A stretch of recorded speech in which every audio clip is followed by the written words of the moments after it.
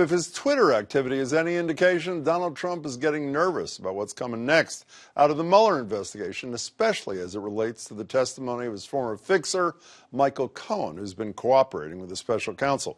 Trump tweeted yesterday that for all of the terrible things Cohen has done, he should serve a full and complete prison sentence. Trump also declared his longtime ally, Roger Stone, says he will not be forced by a rogue and out-of-control prosecutor to make up lies and stories about President Trump.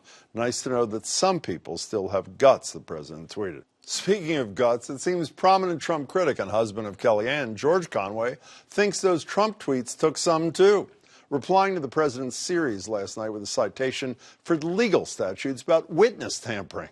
Whether Trump is ready or not, we'll know a lot more about the special counsel's investigation soon. As of this taping, nothing has been filed yet, but Robert Mueller is scheduled to release sentencing recommendations for former National Security Advisor Michael Flynn by midnight tonight, and recommendations for former campaign chair Paul Manafort and Michael Cohen. They're due by the end of the week. The filings are expected to be chock full of details about the crimes each has pled guilty to and the information they've shared with the special counsel. Joining me are former U.S. Attorney Don Stern, who worked alongside Bob Mueller, both during his stint with the Department of Justice and in private practice at Hale & Dorr. Good to see you, Don. Thank you. And Nancy Gertner, a retired federal judge and senior lecturer now at Harvard Law School. Judge Gertner, it's good to see you. Can we start with the tweets for a second here? Again, no less a legal authority than George Conway. Absolutely right. One of the weirdest things ever is arguing that these tweets represent witness tampering. I have to say, I'm not a lawyer like George Conway. They seem like witness tampering to me. To you? They're evidence of witness tampering. They could be part of a larger case of witness tampering. And I could see, because essentially what he's saying is, here's what we think I want the judge to do. That's putting that aside. This is what I want you to do. I want you not to testify against me. I think that you put it of a piece with what was an impeachable offense for Nixon, which was using pardons in order to get people to testify on his behalf. I think it becomes part of a piece. Speaking of pardons, am I reading too much into that Stone tweet by saying, you really show guts, Roger Stone, keep showing guts, and there's a pardon at the end of the rainbow? I know he doesn't say that, but it doesn't seem to be much of a stretch to suggest that that's what he's dangling, huh? No, it's astounding. I mean, the fact that the chief law enforcement official in America would be patting on the back those who refuse to cooperate with law enforcement while trashing his former lawyer and fixer, who is now trying to cut a deal with the feds, is astounding. And, a lot of people think, well, how can this be witness tampering? How can this be obstruction? Look how public he is. He's tweeting. You can do something lawfully. And and Nancy kind of alluded to this, as part of a puzzle, as part of a story, you can still be involved in witness tampering and obstruction. So let's assume that Michael Cohen had not pled guilty, but was on trial in front of you in your former life and a jury. Right. And on day one of jury selection, or thereabouts, the President of the United States tweeted something like this. Could that person get a fair trial in front of a judge? No, never. I mean, that's why no president, I don't know of another president that weighed in on a pending criminal case. With a jury, it's even worse because he's weighing in as, with a jury sitting there. This is bad enough. Well, I hadn't even thought of that. When you said with a jury, it's even worse. Let's just talk about a judge. A judge is the person who's going to be sentencing Cohen. Yeah, but could one make the case that a judge can't fairly sentence when the President of the United States has said what he said? You can't make that case because we believe in an independent judiciary and your that lifetime a judge appointee. And a lifetime appointment. That's right. It's different. I mean, I think Don's point was well taken, which is it's very different. Police everywhere from one end of the country to the other rely on cooperators. This is essentially the President of the United States dissing a cooperator, and encouraging everyone else to go to trial. I mean, that's very interesting. Quite apart from the obstruction issue and the tampering issue.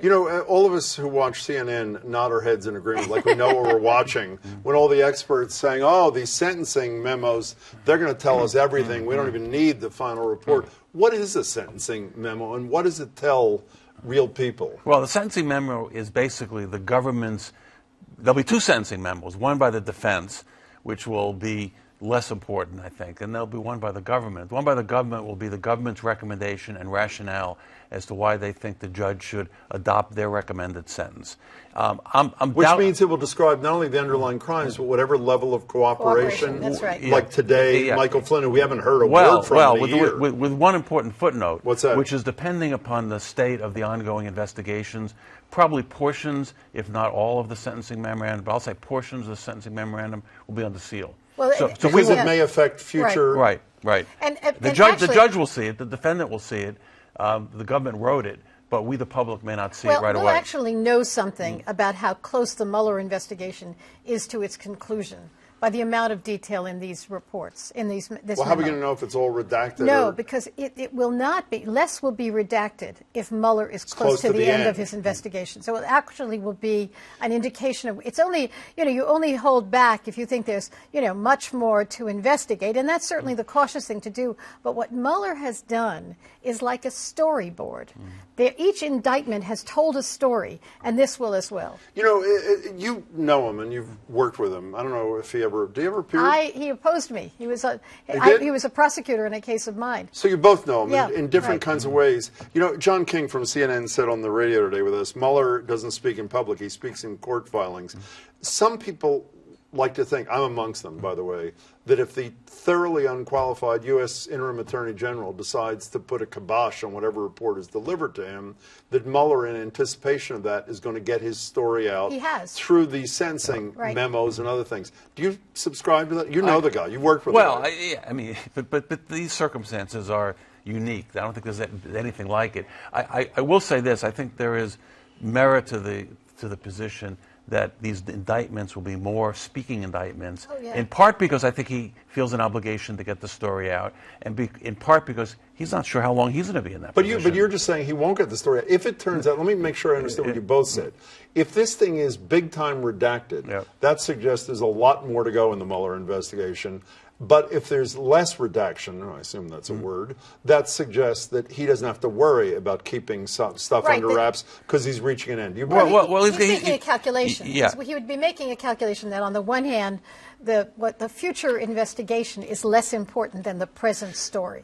I think he's going to preserve the future investigation. I think that he's a prosecutor to his core. So I think if there's a fact which might help the story in terms of educating the public, but it also impedes the investigation, he's going to keep it quiet for now. So when you were a U.S. attorney, you reported the right verb to the Attorney General of the United States. He's your boss, you were ultimately supervised by the Attorney General. Okay, so when the acting Attorney General, let's go back to those thrilling days of yesteryear. You're still the U.S. Attorney.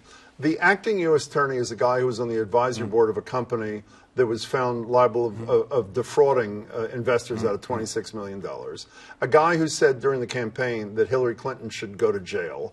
A guy who said there was no obstruction of justice before the special counsel has ruled. What's your reaction? I'm so incredulous about. And then Donald Trump says, "Oh, I didn't even know he had a problem with the Mueller." How do you work for somebody? How could you work? I don't mean as a matter of principle, but I mean as a matter of operational reality for somebody who is so thoroughly unqualified to have the job.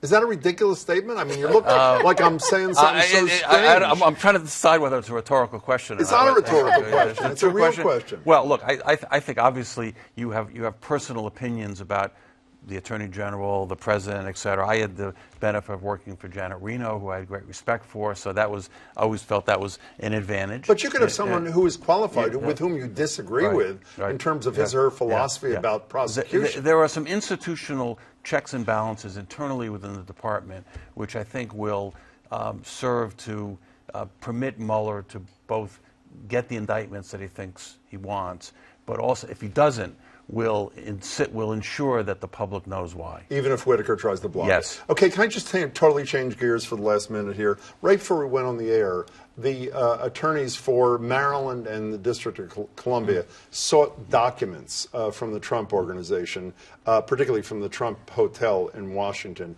What foreign leaders or representatives stayed in the hotel? Right. How much did they pay for what? Obviously, because there's litigation on whether or not the president has violated the Emoluments Clause of the Constitution, which says a federal office holder can't take anything of value, including money, from a federal, state, or ruler. It is clear to me he has violated the Constitution. From a But foreign ruler. Again, now we'll play former judge for you. Will he ever be found, would he ever be found liable when the argument would be everybody knew in advance that this guy had business entanglements? That's what you get with Donald Trump? It doesn't matter whether you knew in advance. The issue was that when he was in office, he was violating the Emoluments Clause. But we have to keep on separating out, will he ever be indicted for? Will he ever be impeached for? Those are two very different questions. Will he ever be indicted for? You know, Justice Department says you can't indict a sitting. Yeah, I mean, and I think that Mueller and Mueller would not go for that. But will he be impeached for? Will this be part of a larger narrative? Yeah. But also, just one other thing about Mueller: the story has already come out. For example, the indictments against the Russians that you will never ever extradite was telling hey guys, this is related to the Russian hacking story. So it's really, we're learning much more, but there's already a lot that's come out. You have the final 15 seconds. Well, the thing about the emoluments, just to go back for that second, the underlying purpose for that clause is so that we would never doubt the loyalty of Understood. the president. And so the problem is, I think there'll be a lot of facts that may come out in that litigation, which suggests that the fact that he wants to cozy up to Saudi Arabia has an economic reason. Understood. Judge Gertner, it's good to see you. Good to see you. Okay. And thank you for your time. Both of you appreciate it as always.